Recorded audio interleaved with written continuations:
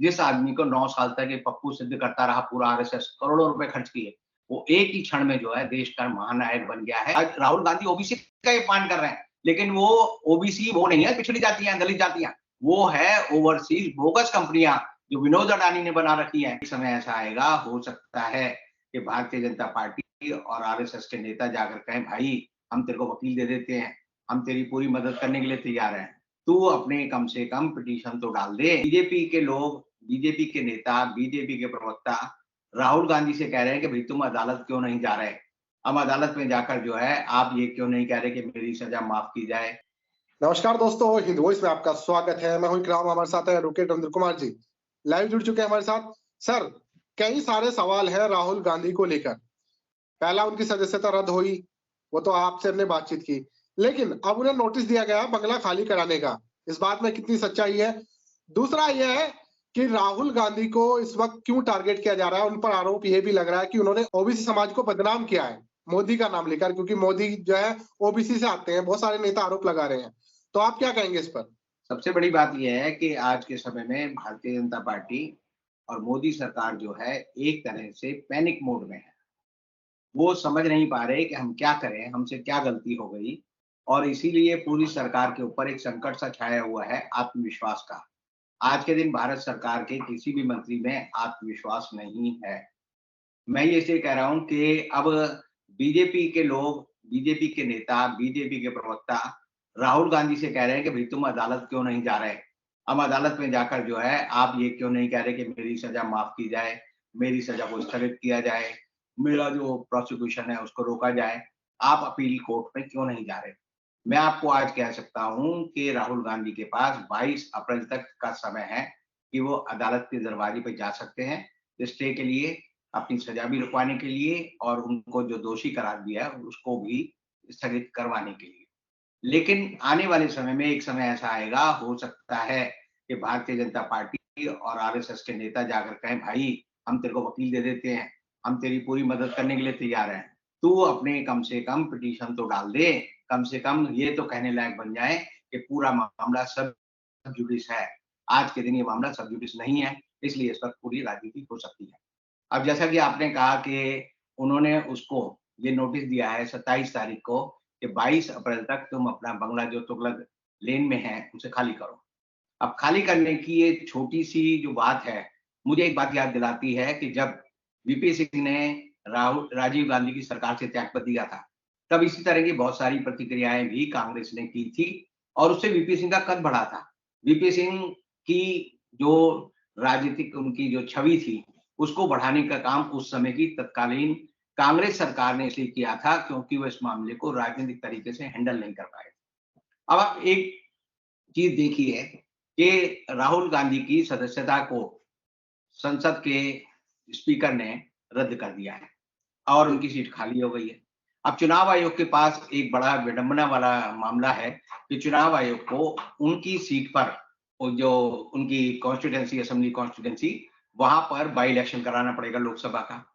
और आप देखिए कि जैसे ही लोकसभा के इलेक्शन, मान लीजिए इलेक्शन कमीशन अनाउंस करता है और उसके तुरंत बाद जो है, चूँकि 7 दिन का टाइम मिलता है, पूरा प्रोग्राम आता है, शेड्यूल आता है कि चुनाव का पूरा घटनाक्रम क्या होगा, कब उसका नॉमिनेशन भरा जाएगा, कब वापस नाम लिए जाएँगे, कब स्क्रूटनी होगी, कब चुनाव में जो है मतदान होगा, कब उसका रिजल्ट आएगा।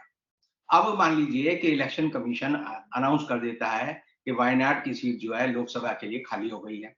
उसी दौरान राहुल गांधी जाकर अदालत से एक अपने पक्ष में स्थगनादेश ले आते हैं, स्टे ले आते हैं और वो वहाँ पर कैंडिडेट के रूप में खड़े हो जाते हैं। और अगर वो कैंडिडेट के रूप में वहाँ खड़े हो गए, तो आप समझिए क्या नतीजा होगा। पूरा देश आँख बंद करके बता सकता है कि तब राहुल गांधी अकेले जी जितनी बहुमत से जीतेंगे, वो एक तरह से अनप्रेजेंटेड होगा। 99% वोट तक उनको मिल सकते हैं। और ऐसी हालत में मैं एक ही कल्पना करता हूँ कि ये मामला ऐसा ही होगा, जैसा वीपी सिंह इलाहाबाद से 89 में लड़े थे, 88 में लड़े थे, कि वीपी सिंह जो है उनके मुकाबले राजीव गांधी ने अमिताभ बच्चन को खड़ा किया था।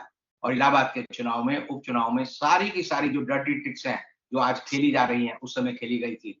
उनका चुनाव चिन्ह बदल दिया गया था। उनको गेहूँ की जो बालियाँ हैं, उनसे दाने निकालता हुआ किसान एक चुनाव चिन्ह दे दिया गया था। वो एक निर्दलीय कैंडिडेट के रूप में खड़े हुए और तब वो जीते और जीते ही नहीं, वो देश के अगले प्रधानमंत्री बने। आप समझिए आज के समय में राहुल गांधी की स्थिति उस समय के वीपी सिंह जैसी हो गई है, उससे बढ़िया हो गई है। और मैं कह सकता हूं कि वायनाड का जो उपचुनाव होगा, इलेक्शन कमीशन को कराना पड़ेगा, और कराएगा तो राहुल गांधी जीत कर आएगा। और अगर वो जीत कर आता है तो उस समय संसद में, लोकसभा में, जब वो वायनाड के सांसद के रूप में दोबारा प्रवेश करेंगे, तो मैं कह सकता हूं कि सत्तारूढ़ दल का एक भी सदस्य की हिम्मत नहीं होगी जो सदन में रहें। हो सकता है स्पीकर भी सदन छोड़ के भाग जाए, क्योंकि अगर राहुल गांधी को इस स्थिति में लाने का श्रेय किसी व्यक्ति को दिया जा सकता है तो वो एक ही आदमी है, वो ओम बिरला है, जो संसद के लोकसभा के स्पीकर हैं। तो मैं समझता हूं कि राहुल गांधी में अगर थोड़ी भी कृतज्ञता हो, अगर वो ये समझते हो कि मेरा राजनीतिक भविष्य है, जैसे कहते हैं ना, बिल्ली के भाग्य में छीका टूटा, वो वाली कहावत राहुल गांधी के साथ हो रही है।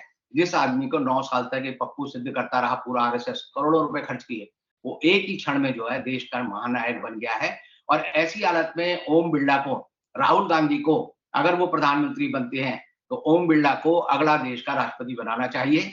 ओम बिरला जब देश के अगले प्रधान राष्ट्रपति बनेंगे, तब राहुल गांधी को मैं मानूंगा कि उन्होंने, जिस आदमी ने उनके राजनीतिक कैरियर में सबसे ज्यादा मदद की है, उसको अपनी तरफ से पूरा आभार प्रकट किया है। और आज की हालत में मैं कह सकता हूं कि राहुल गांधी को वायनाड के चुनाव के अनाउंसमेंट तक अपना कोई भी अपील, कोई भी दलील कोर्ट में नहीं देनी चाहिए। कोर्ट में वो डालेंगे तो उन्हें हर हाल में 100%, मैं कहूंगा 110%, उनको हर हाल में स्टे मिलेगा, उनको चुनाव लड़ने की छूट मिलेगी। और जब वो चुनाव लड़के आएंगे तो देश का राजनीतिक परिदृश्य पूरा ऐसा बदला होगा कि लोग कहेंगे कि हुआ क्या, मोदी नाम का जो एक बहुत बड़ा शेर था, वो कागजी शेर की तरह कहां गायब हो गया, वो मिलेगा नहीं। सर, ये तो आपने बताया कि इनसे उन्हें फायदा मिल रहा है, कद बढ़ रहा है, लेकिन अब बात कर लेते हैं उस मुद्दे पर जिसके कारण ये सारी चीजें हुई हैं। क्या सच में ओबीसी समाज बदनाम हुआ है? देखिए, कांग्रेस के एक प्रवक्ता है, उन्होंने बड़ा अच्छा बयान दिया। उन्होंने कहा ओबीसी का मतलब है ओवरसीज बोगस कंपनी, जितनी भी अडानी ने खोली है। राहुल गांधी ने कहा है 20,000 करोड़ कहां से आए ये बताओ, विनोद अडानी के पास 4.5 लाख करोड़ कहां से आए, ये जो गौतम अडानी है, ये 12.5 लाख करोड़ का आदमी कैसे बना। मैं गौतम अडानी को उस समय से जानता हूं जब 88-89 में ये और विनोद अडानी एक सेकेंड हैंड 2 व्हीलर स्कूटर पर सीडी बेचते थे कंप्यूटर की, और सीडियां बेचते थे। और इनको जब उस समय इनके खिलाफ जो है दिल्ली की तीसरी की कोर्ट में केस चल रहा था, जिसमें कि एक आ गया था कि कस्टम की ड्यूटी चुराते हैं। अडानी पे 85 केस चल रहे हैं। अडानी 85 केसों में जमानत पर छूटा हुआ था। तो ऐसा आदमी जिसमें 85 क्रिमिनल केस चल रहे हो, जिससे एंटीसिपेटरी बेल ले रखी हो, वो आदमी 12.5 लाख करोड़ का आदमी बना।